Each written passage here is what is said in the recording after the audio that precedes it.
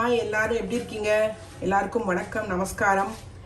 இன்னைக்கு வந்து நம்ம ஒரு ட்ரெடிஷ்னல் ஓணம் சத்தி டிஷ் பண்ண போகிறோம். ரொம்ப ரொம்ப ட்ரெடிஷ்னல். இது இல்லாமல் ஓணம் சத்தியே கிடையாது. அதுக்கு வந்து என்னெல்லாம் பொருள் வேணும்னு சொல்கிறேன். அதுக்கு முன்னாடி அதோட பேர் வந்து ஓலன். ஓலன் வந்து ரொம்ப ட்ரெடிஷ்னல் டிஷ்ஷு. ரொம்ப ரொம்ப கம்மி இன்க்ரீடியன்ஸில் வித்தின் 10 to 15 மினிட்ஸ்குள்ளே பண்ணிடலாம். அதனால் அதை எப்படி பண்ணுறதுங்கிறத முதல்ல இப்போ பார்ப்போம். அதுக்கு முன்னாடி என்னெல்லாம் பொருள் தேவை அப்படின்னா, நான் இன்றைக்கி 200 grams ஆஃப் வெள்ளை பூசணிக்காவை க்யூபாக நறுக்கி வச்சுட்டுருக்கேன். இது வந்து 200 grams இருக்கும். தாராளமாக ஒரு 3-4 பேர் சாப்பிட்லாம். அப்புறம் அதுக்கு 2 பச்சை மிளகா கீறி வச்சுட்டுருக்கேன், கொஞ்சம் கருவேப்பிலை. அப்புறம் இது வந்து வெண்பயிர் சொல்லுவா கேரளாவில், மலையாளமில். இது வந்து நம்மளோட காராமணி. நான் இன்றைக்கி ப்ரௌன் எடுத்துட்டுருக்கேன். இதில் சிவப்பும் இருக்கும் இல்லையா, அதுவும் நம்ம எடுத்துக்கலாம். இது நான் வெறும் தண்ணி ஊற்றி வேக வச்சுட்டுருக்கேன். இது வந்து நான் இன்றைக்கி ஒரு 50 grams எடுத்துட்டுருக்கேன். ஒரு குட்டி பவுலில் நல்லா மையாக வேக வச்சுக்கணும். கொஞ்சம் ராத்திரியே நீங்கள் ஊற வச்சுட்டே அப்படின்னா நீங்கள் வந்து காத்தால எழுந்துட்டு குக்கரில் ஒரு மையாக வெந்துடும். 2 whistles நல்லா மையாக வெந்துடும். இது ஒரு 50 grams ஆஃப் வெண்பயிறு, அதாவது காராமணி. அப்புறம் இதுக்கு மெயின் இன்க்ரீடியன்ட் வந்து தேங்காய் பால்.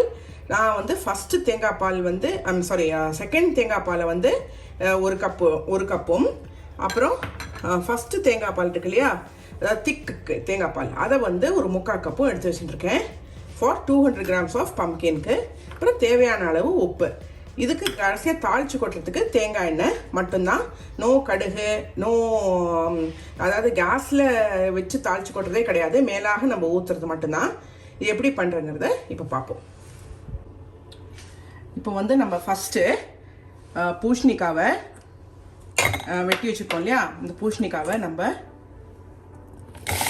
போட்டுட்டு அதுலேயே கீறி வச்ச 3 பச்சை மிளகா நல்லா ஸ்லிப் பண்ணி வச்சுட்டுருக்கேன். இதுக்கு காரம்னு பார்த்தா இந்த பச்சை மிளகா மட்டும்தான். அதை ஸ்லிப் பண்ணி வச்சுருக்கிற பச்சை மிளகா, கொஞ்சோண்டு கருவேப்பிலை போட்டு கொஞ்சமாக தண்ணி தெளிங்கோ. நிறைய ஊற்ற வேண்டாம், ஏன்னா பூசணிக்காய் ஏற்கனவே தண்ணி ஊற்றுக்கும். அதில் உப்பு மட்டும் போட்டு இப்போ நம்ம வேக வைக்க போகிறோம். நான் காராமணிக்கு உப்பு போடலை, அதனால் காராமணிக்கு உப்பு போடாமல் தான் வேக வச்சுருக்கேன். ஸோ மொத்த டிஷ்ஷுக்கான தேவையான உப்பையும் நீங்கள் காய்க்கு இப்போ நம்ம போட போகிறோம்.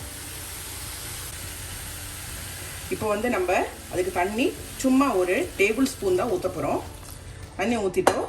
தேவையான அளவு உப்பு, டிஷ்ஷுக்கே தேவையான அளவு உப்பு அதை போட்டுட்டு ஒரு இலக்கிட்டு நல்லா ஒரு 10 மினிட்ஸ்க்கு மையாக அது வேகிற அளவுக்கு நம்ம இப்போது அதை மூடி வைக்க போகிறோம். இதுக்கு மஞ்சள் பொடி கிடையாது, காரப்பொடி கிடையாது, ஒன்றுமே கிடையாது. பச்சை மிளகாவோட காரமும் தேங்காய் பாலும் பயரும் தான் இதுக்கு ரொம்ப ரொம்ப முக்கியம். இது நம்ம நல்லா ஒரு 10 மினிட்ஸ்க்கு நடுவில் ஒரு வாட்டி இளக்குங்க. பட் 10 மினிட்ஸ்க்கு நல்லா மையாக அது வேகிற அளவுக்கு நீங்கள் வந்து மூடி வச்சுருங்க. அதுக்கப்புறம் வெந்த அப்புறம் எப்படி இருக்குன்னு பார்க்கலாம். இப்போ பாருங்க, நம்ம வந்து சூப்பராக வெந்திருக்கு. இது வந்து ஒரு 70% வெந்திருக்கு. இந்த டைமில் நீங்கள் என்ன பண்ணணும், இந்த எடுத்து வச்சுருக்கையில் 2வது 3வது பால் தேங்காய் பால் அதை வந்து இதில் ஊற்றிடணும். ஊற்றிட்டு உடனேவே நீங்கள் வந்து வெந்த பயரையும் இதில் போட்டுடலாம்.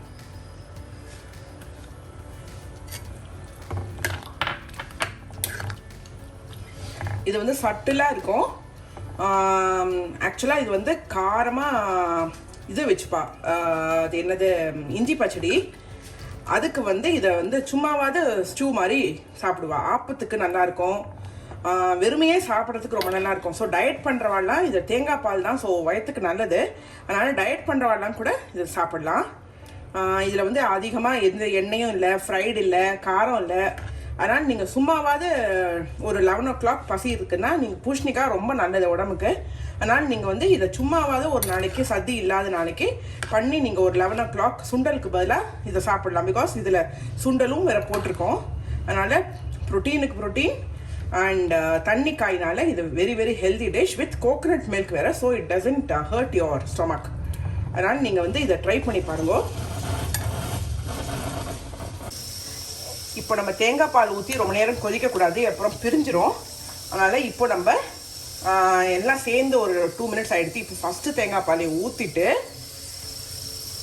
ஊற்றின உடனேவே நீங்கள் கேஸ் ஆஃப் பண்ணிவிடுங்க. மேலே அந்த மோர் குழம்புக்கு இது மாதிரி வரும் இல்லையா பதையம், அதை கூட வர வேண்டாம், ஆஃப் பண்ணிவிடுங்க.